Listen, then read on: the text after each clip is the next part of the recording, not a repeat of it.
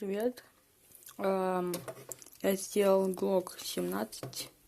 Вот Glock. Работает затвор. Сюда можно натянуть резинку. И он будет пробовать сам. Такой Glock.